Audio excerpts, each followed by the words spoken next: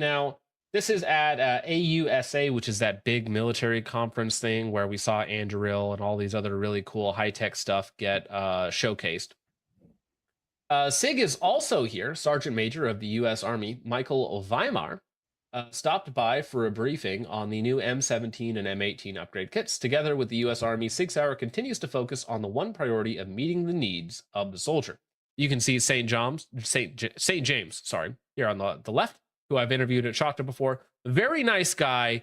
I'm gonna be honest though. I don't think I'm gonna get a warm welcome next year at SHOT Show at the SIG booth. I just don't think it's going to happen. I just don't think it's going to happen. They However, oh, good. they bring it on themselves. Like it's not.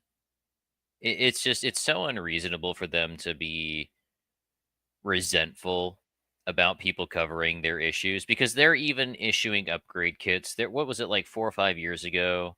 They were doing like recalls and they were trying to like fix the issue because they knew about it. Like it was known Hmm. there are problems with these handguns, and like these should be called fix kits, man. Like it's so political the way that they're trying to like brush their problems under the rug, but it's this is an entirely self-created issue for SIG.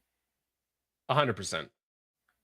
Now, what's interesting about this is there are allegations that SIG knew about the drop safe issues because they had already designed a fix in like 2014, 2015 when they didn't actually, was it John or St. James? Either way. Anyway, sorry, I got distracted. That SIG knew about the drop safe issues like 3 years before they actually did the voluntary upgrade, right? And then now what they are proposing here, which are M17 and M18 upgrade kits, quote unquote, or fix it kits. Let me have the email here. Somebody was sending me some details.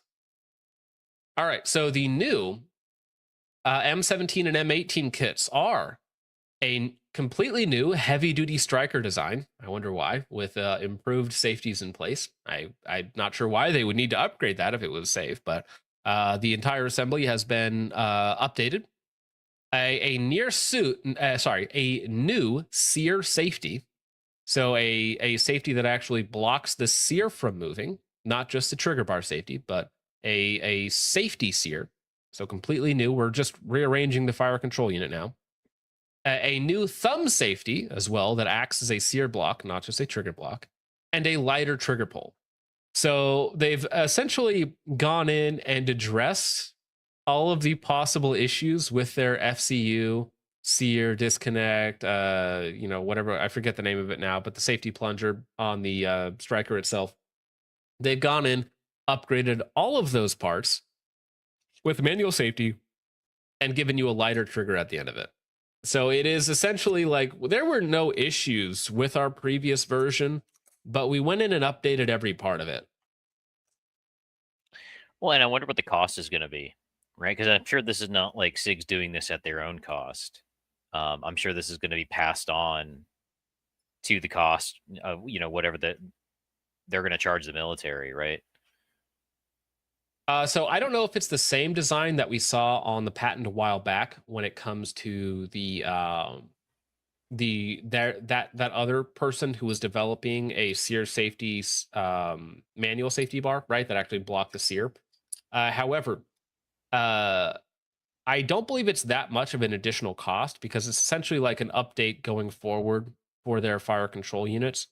So I don't know if it's really that much more money, but it is a parts change. Yeah. So we've changed everything to actually have a Sear block safety, which is important rather than just trigger bar block. Because before, if you were unaware, on the 320s, even with a manual safety, the only thing that safety did was block the trigger from movement. It did not affect the actual function of the Sear, disconnect, safety plungers, striker, nothing like that, right? So it didn't affect any of that. So then they were like, hey, maybe that's a bad idea because we have reports of things going off with the manual safety on. So we'll just actually make it a Sear block so that the Sear itself cannot move while the while the safety is on.